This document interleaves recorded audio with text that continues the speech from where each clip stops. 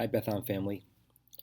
Originally, this email was going to be about one topic, and then the events of the Jewish world of the last 24 hours have at least made me add a topic to this email, to this video. So I'm not going to do the congregational update. I'll do a short meditation at the end, but mostly I want to address two things with you.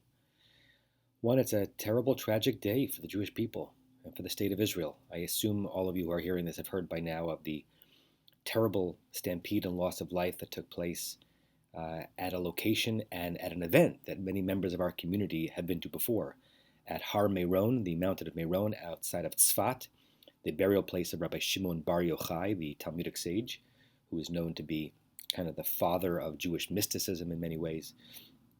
And every year on Lag B'omer, which is a holiday associated with his name and his legacy, we can talk about that another time, throngs of Jews from within Israel and beyond go there for a hilula, for a celebration of song and dance and ecstasy and ecstatic spiritual connection.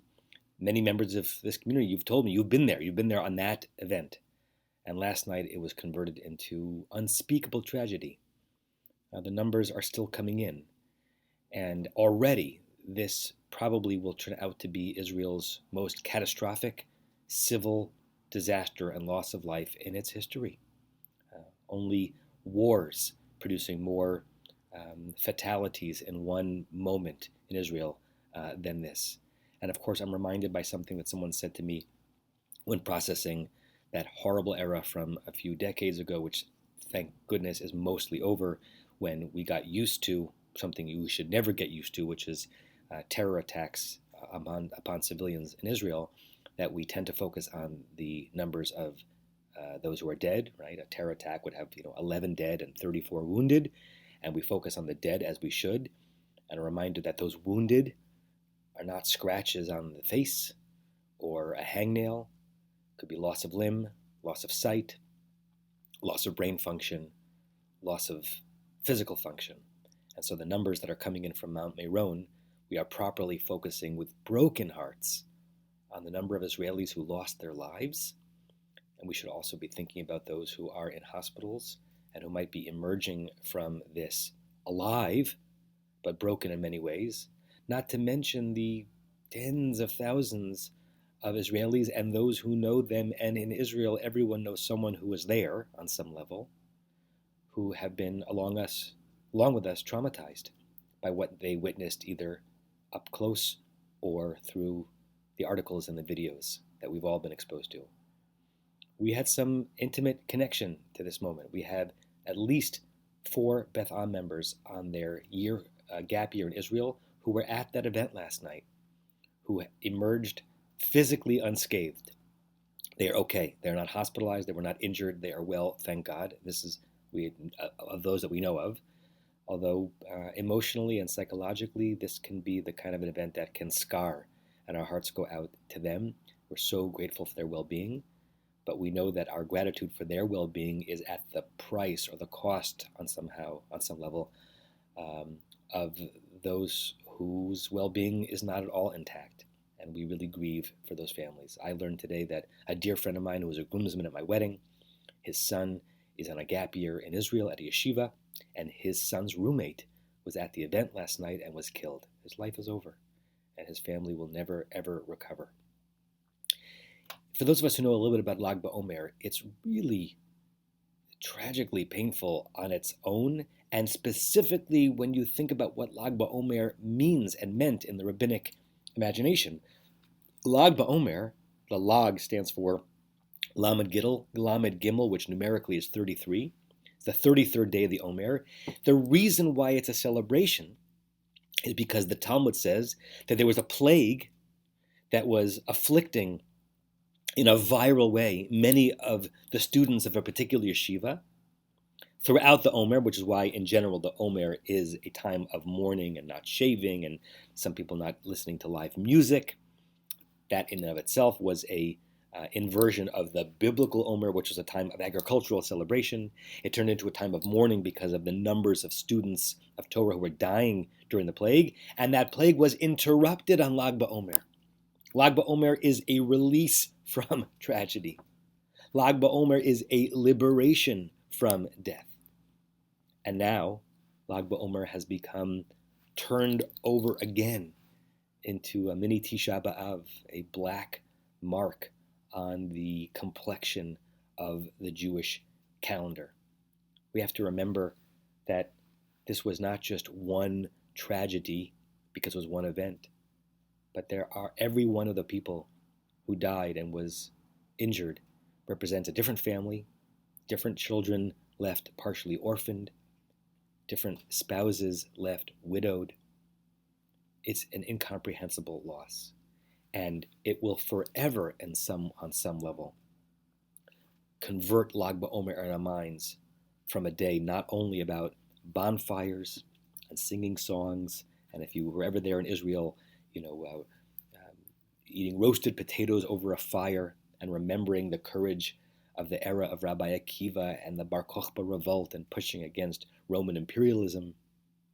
It'll also be a day in which the scholars of Torah and Jews who were in love with their tradition and celebrating that love and celebrating the holiday on which fellow students of Torah were spared 2,000 years ago, now fell victim to tragedy.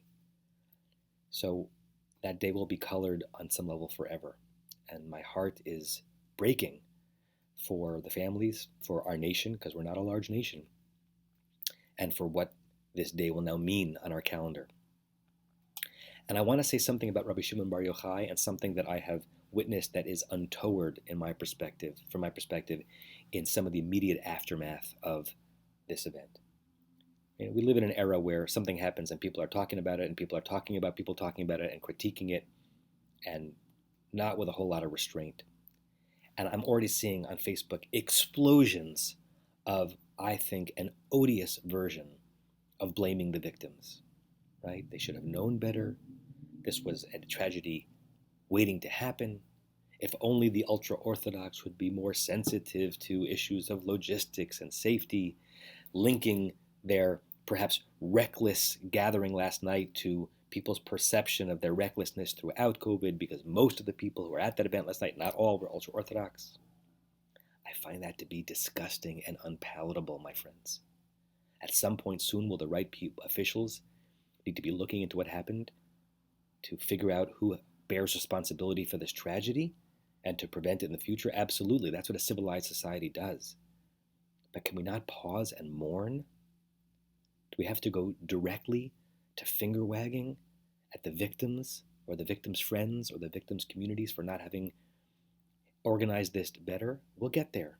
And it reminds me, in fact, of one of the more poignant and sharp parts of the Rabbi Shimon Bar Yochai legacy and story in the Talmud. Some of you know that Rabbi Shimon Bar Yochai and his son fled to a cave to not be subject to violence by the Roman government after he had spoken out about the Roman government. And according to the legend, they lived in this cave for years. They were covered up to their necks in sand to keep themselves cool in the summer and warm in the winter. And all they did was study until a heavenly voice came to them and said, Rabbi Shimon Bar Yochai, it's now safe to come out. And so now the people who've been studying the tradition more intensely, representing the tradition more intensely than anyone else alive, and they come out, and the first thing they see are farmers working the land, and they are endowed with a magical violence by which they stare at the farmers and they stare at the field, and beams of burning light come out of their eyes, according to the Talmud, and burn everything they see, which is a metaphor to saying that because they were critiquing the farmers for, working the land as opposed to studying the Torah, which is what they had been doing, they were surrendering eternal life by focusing on this life. And they destroy with their venom, and they destroy with their judgment. And God sends them back into the cave and said, you haven't learned well enough. One of the enduring messages of that Shimon Bar Yochai story is that we are supposed to take our learning and our commitment to the tradition and apply it with a sense of gentleness and love and patience and not immediate judgment.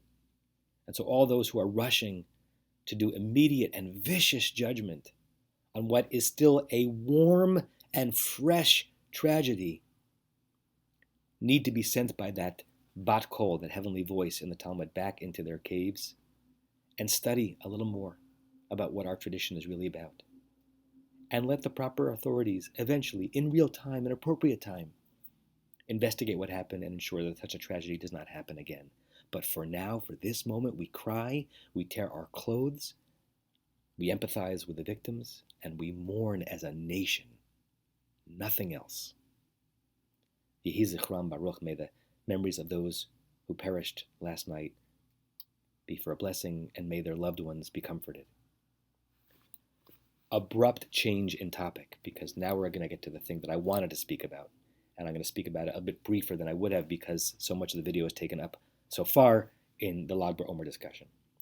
I owe the community a little bit of an apology. Over the course of the last few weeks, we got a request that I processed with our leadership and said yes to, and I'm proud that we said yes to it. I think it was the right decision.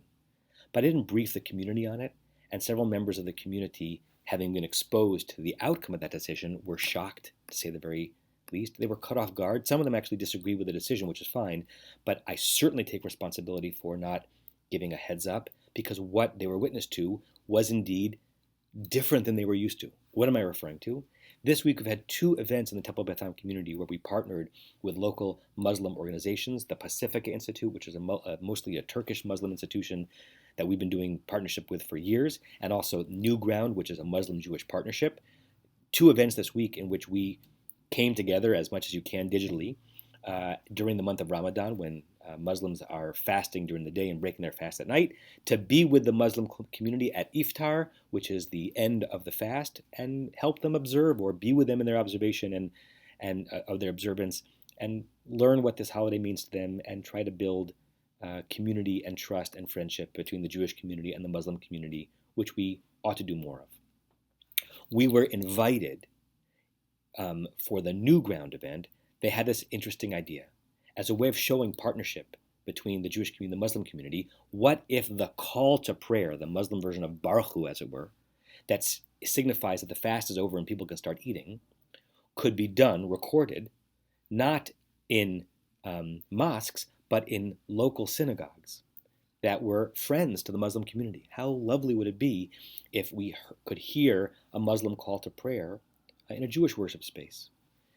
The request came to us, and I spoke about it with colleagues who were considering the same question, and with leadership, and we said, this would be a lovely thing, right? We would be, if our sanctuary is available, it would be an honor to be able to lend our sacred space to a sacred moment of prayer, not Jewish prayer, but Muslim prayer to the creator of the universe, and have our beautiful architecture play a role in the Iftar this year.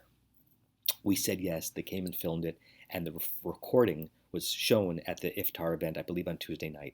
And it was us and B'nai David on Pico, and I believe Temple Israel of Hollywood, but I might have that last one wrong. And you had three qaris, that's the Arabic word for those who do the call to prayer. It's the same root as in Hebrew, likro, to call out, leading in a beautifully mixed video the call to prayer for the end of the Iftar. And it was shocking. Even I didn't watch it in real time. I wasn't available that night. I watched it later on. And even I, who gave permission for this and the blessing to it and would have done it again, it's a little shocking to see a Muslim standing on our bima and singing in a voice that I found lovely and evocative, Allahu Akbar, the beginning of that call to prayer. If you weren't expecting it, even more shocking. What is the Muslim doing on our bima in front of Aron HaKodesh with the Sifrei Torah you can see behind, calling out to Allah and not to Elohim, and referring to Muhammad as the prophet and not to Moshe? I apologize for not having let you know this was happening. I'm rather certain it was the right decision, but it's a shocking decision, right? It's an incredible spiritual generosity on our part, I'd like to think, that we gave use of our sacred space to this sacred moment in the Muslim community. I'd be certainly touched in reverse if the situation were such that we thought we wanted to bring Jewish prayer into a place that wasn't normally the place where Jewish prayer is done. I've done that many times, not in churches or mosques, but it's actually quite powerful for me when I gather with Jews praying in mundane and secular places like an airport, or even when we're traveling, like when we traveled to Morocco and we did mincha on the site of what had been a pagan temple in the town of Volubilis in Morocco, was that an insult to paganism? If it was still a pagan church, would we have asked to pray there? Would we have wanted to pray there? Would they have accepted our prayer? Are there limits to how much spiritual generosity we should be expecting and offering? Is it okay if a Christian community wants to come into Temple Beth Am and for a beautiful reason and for beautiful symbolism stand on our bima and invoke the Father, the Son, and the Holy Ghost? Those are interesting questions. And I wish I had processed it with the community a little bit before we had said yes to it. And I stand by the decision because I think that we ought to be as stretchy as we possibly can in an era of tremendous divisiveness and tremendous dubiousness and doubt in one another's intentions, to share our space, our community, our voices, and yes, even our access points to God with fellow seekers in the name of something good, right? In the name of something beautiful. It was in the name of observing their holiday in partnership with us. I'm proud that we gave them that space, and I'm proud that B'nai David made the same decision, and the other shul made the same decision as well. But once again, I'm repeating myself, I should have let you know, because those who were watching it were understandably caught off guard. If you haven't watched it, I encourage you to watch it. I think you can find the recording on our website. If not, email me individually and I'll send you the recording. And I'd love to hear what you think about it. And I would love for us to both be able to continue to invite other seekers into our space, both to experience our spirituality, for us to experience theirs without considering it to be a threat or an attack, but rather a sharing. And I look forward to many opportunities with you on shul travel experiences or other moments where we take our Judaism, we take our Baruch Hu, we take our call to prayer, we take our Shema, and we do it out there in places that have not been used to having Jewish prayer be in place there.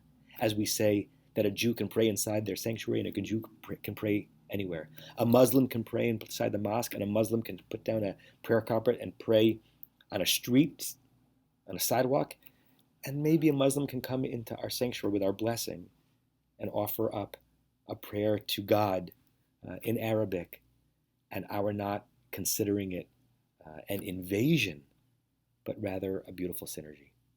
If you feel differently about it, tell me. If you are angry at this decision, tell me. If you were shocked because I didn't share with you in advance, I apologize. And I go into Shabbat feeling inspired by this community's ongoing willingness to at least have these conversations and to create partnerships of brotherhood and sisterhood and spiritual connection with fellow members of our Jewish community who do not observe the way we do, and members of different religious communities as we try to build a society of peace under the banner of heaven. And I wish you all a Shabbat Shalom, and I miss you, and I love you. And if you would like to stay for a meditation, you can do so. The rest of you, goodbye. I'll see you soon. Oh, I invite you to close your eyes. I invite you to sigh, let it out. It has been an immense week, a week of big emotions and feelings.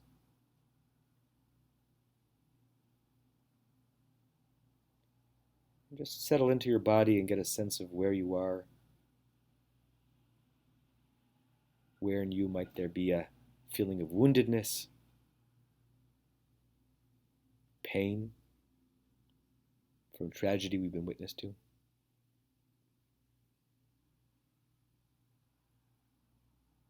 And where in you is there an unexpected calm and serenity? Where is shalom thriving inside you?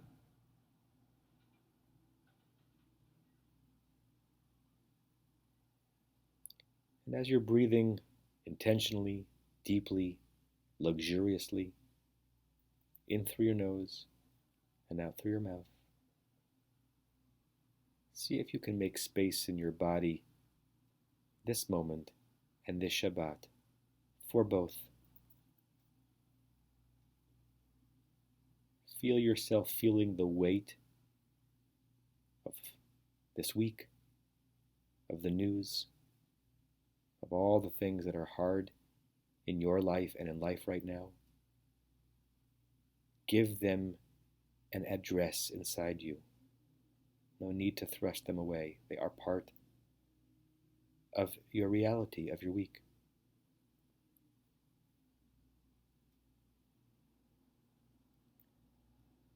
And at the same time, beckon and allow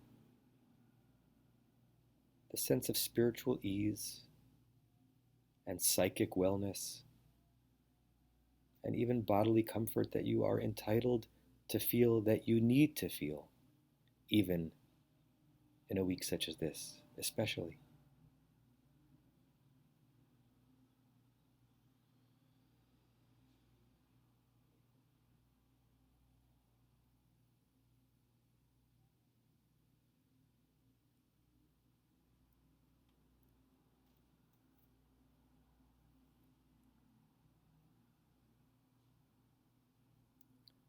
Allow your body to be a mixture. Allow your neshama to be a kaleidoscope, an overlapping of grief and happiness, of a sense of national consciousness and tragedy, and perhaps individual wellness and fullness.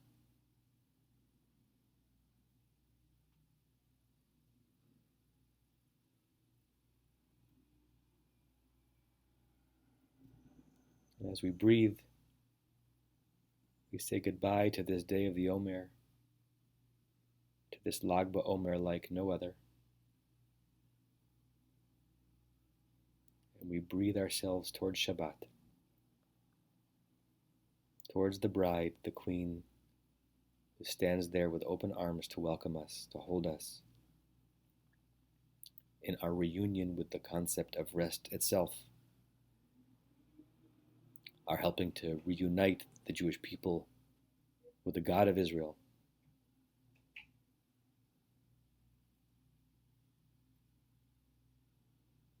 As we reunite our own bodies with our timeless and eternal spirits.